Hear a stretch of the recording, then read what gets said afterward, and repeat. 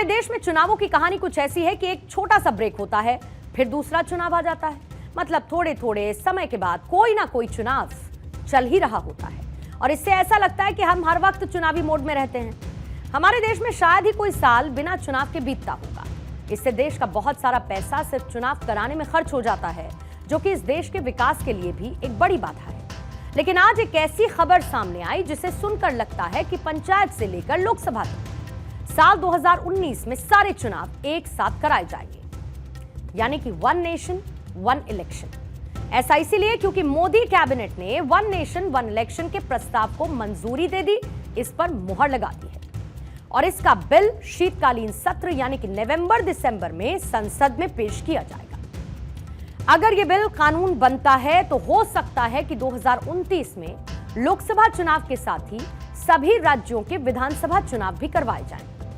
इतना ही नहीं, एक साथ लोकसभा और विधानसभा चुनाव होने के 3 महीने के अंदर ही पंचायत और नगर पालिकाओं के चुनाव भी करवा लिए जाएंगे। 2024 के लोकसभा चुनाव का घोषणा पत्र आपको बीजेपी का याद होगा, जिसमें इसका वायदा किया गया था। और 15 अगस्त को लाल किले की प्राचीर से जब प्रधानमंत्री भाषण दे रहे थे तो एक देश एक चुनाव के लिए सभी राजनीतिक पार्टियों से आगे आने की उन्होंने अपील की थी। देश ने बार बार चुनाव इस देश की प्रगति में रुकावट बन रहे हैं, गतिरोध पैदा कर रहे हैं। आज कोई भी योजना को चुनाव के साथ जोड़ देना आसान हो गया है, क्योंकि हर 3 महीने 6 महीने कहीं न कहीं चुनाव चल रहा है। कोई भी योजना जाहिर करोगे आप तो मीडिया में देखेंगे, चुनाव आया तो फलाना हो गया, चुनाव आया तो फलाना हो गया। हर काम को चुनाव के रंग से रंग दिया गया है और इसलिए देश में व्यापक चर्चा हुई है। सभी राजनीतिक दलों ने अपने विचार रखे हैं। एक कमेटी ने बहुत बढ़िया अपना रिपोर्ट तैयार किया है। वन नेशन वन इलेक्शन के लिए देश को आगे आना होगा। बीते साल सितंबर के महीने में पूर्व राष्ट्रपति रामनाथ कोविंद की अगुवाई में एक कमेटी बनाई गई थी और इस कमेटी में पूर्व राष्ट्रपति रामनाथ कोविंद के साथ ही गृह मंत्री अमित शाह और पूर्व सांसद गुलाम नबी आजाद समेत 8 मेंबर हैं, जहां पर केंद्रीय कानून मंत्री अर्जुन राम मेघवाल कमेटी के स्पेशल मेंबर बनाए गए। इस कमेटी ने वन नेशन वन इलेक्शन को लेकर जो सुझाव दिए, एक बार आपको वो भी बता देती हूं। सुझावों में कुछ यूं शामिल था कि सभी राज्य विधानसभाओं का कार्यकाल अगले लोकसभा चुनाव यानी 2029 तक बढ़ाया जाए। हंग असेंबली नो कॉन्फिडेंस मोशन होने पर बाकी 5 साल के कार्यकाल के लिए नए सिरे से चुनाव करवाए जा सकते हैं। पहले फेज में लोकसभा विधानसभा चुनाव एक साथ कराए जा सकते हैं और उसके बाद दूसरे फेज में 100 दिन के अंदर लोकल बॉडी के इलेक्शन करवाए जा सकते हैं। चुनाव आयोग लोकसभा विधानसभा स्थानीय निकाय चुनावों के लिए राज्य चुनाव अधिकारियों के परामर्श से सिंगल वोटर लिस्ट और वोटर आईडी कार्ड तैयार करेगा। कोविंद कमेटी ने एक साथ चुनाव कराने के लिए उपकरणों, जनशक्ति यानी कि जो मैन पावर लगेगा और साथ ही सुरक्षा बलों की एडवांस प्लानिंग की सिफारिश भी की है। कोविंद कमेटी की तरफ से सुझाव सामने आए हैं। ये तो हो गई सुझावों की बात। अब बात उन सवालों की कर लेते हैं जो शायद आपके मन में कहीं ना कहीं उठ रहे होंगे। मोदी कैबिनेट ने वन नेशन वन इलेक्शन के प्रस्ताव को मंजूरी तो दे दी, लेकिन क्या इस बिल को कानून बनाने में कोई अड़चन आ सकती है? तो आइए इसका जवाब भी आपके लिए सिंप्लीफाई कर देते हैं। दरअसल कोविंद कमेटी ने 18 संवैधानिक बदलावों का सुझाव दिया है। इनमें से ज्यादातर में राज्यों की विधानसभाओं की सहमति की जरूरत नहीं है, मतलब दूसरी राज्य सरकारों का उतना दबाव नहीं होगा। हालांकि सिंगल इलेक्टोरल रोल और साथ ही सिंगल वोटर आईडी कार्ड के लिए आधे से ज्यादा राज्यों की मंजूरी जरूरी होगी। कुछ संवैधानिक बदलावों के लिए बिलों को संसद में पास कराना कंपलसरी होगा और मुमकिन यह भी है कि कोविंद कमेटी की रिपोर्ट पर लॉ कमीशन भी अपनी रिपोर्ट पेश करे। सूत्र यह भी बता रहे हैं कि लॉ कमीशन 2029 में लोकसभा, विधानसभा, स्थानीय निकायों और पंचायत चुनाव एक साथ कराने का सुझाव दे सकता है। इसके अलावा लॉ कमीशन गठबंधन सरकार और हंग असेंबली जैसी स्थिति आने पर नियम बनाने की मांग भी कर सकता है। वहीं मौजूदा स्थिति को अगर आप समझेंगे तो वन नेशन वन इलेक्शन लागू होने पर कई राज्यों की विधानसभाओं का कार्यकाल घट जाएगा।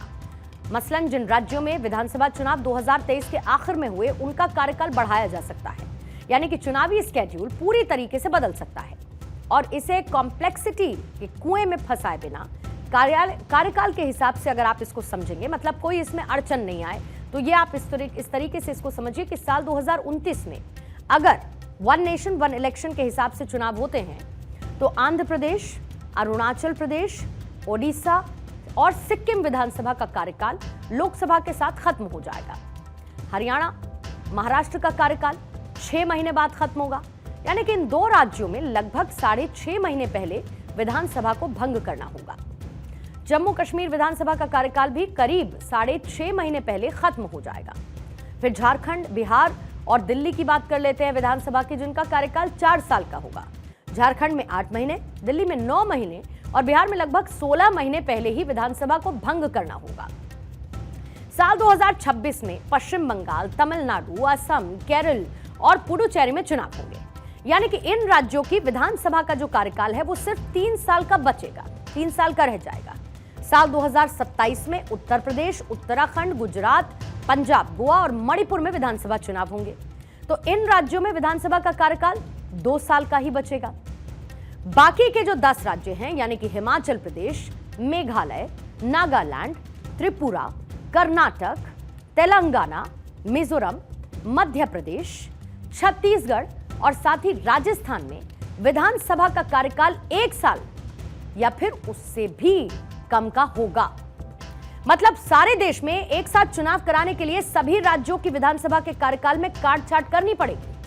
फिलहाल चुनावों के इस मॉडल को लेकर विपक्ष के नेता क्या कुछ कह रहे हैं, आपको वो भी बता देते हैं। कांग्रेस अध्यक्ष मल्लिकार्जुन खड़गे के साथ शुरुआत करती हूं। वो ये कहते हैं कि कांग्रेस पार्टी एक राष्ट्र एक चुनाव के प्रस्ताव का विरोध करती है।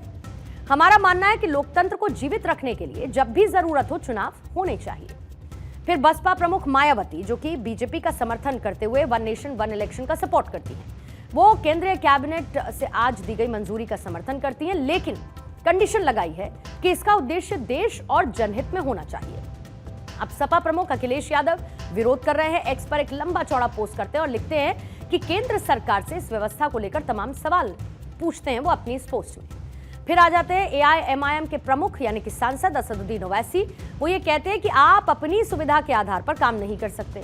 हमने इसका विरोध किया है और आगे भी करते रहेंगे। साथ ही वो ये भी आरोप लगा देते हैं कि बीजेपी की मंशा ये है कि क्षेत्रीय पार्टियां सिमट जाएं, खत्म हो जाए, उनका वर्चस्व खत्म हो जाए।